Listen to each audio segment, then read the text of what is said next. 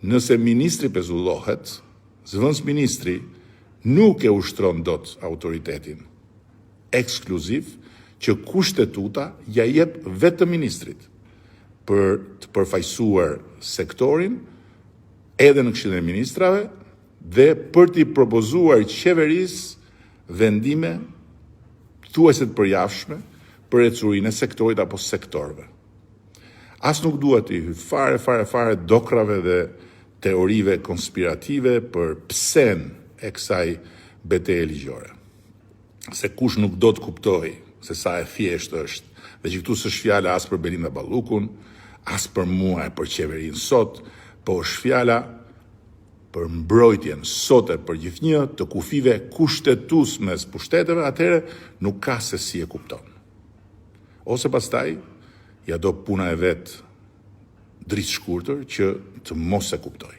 Kështu që për ta mbyllur si palë në proces, që përfaqësoj kryeministrinë, jo shtëpinë time, që përfaqësoj interesin shtetëror dhe publik të funksionit tim të përkohshëm, jo interesin vetjak të ministres pezulluar, dua t'i kujtoj tërve një gjë.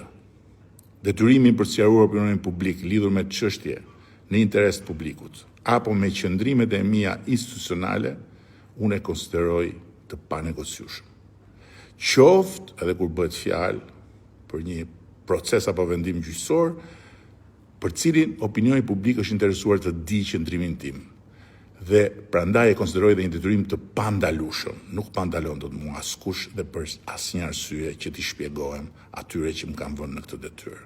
Ndërsa ata që s'kan asnjë ide për mënyrën si unë funksionoj në raport me detyrimet e mia ndaj vendit dhe ndaj atyre njerëzve, mund të thonë çfarë të duan. Mua nuk më mbetet vetëm të përsëris urimin tim që gjykata kushtetuese e Republikës së Shqipërisë t'ia kursej Republikës së Shqipërisë shpikjen e një risie totalisht të pamirëseardhur në historinë e drejtësisë demokratike europiane apo edhe botërore.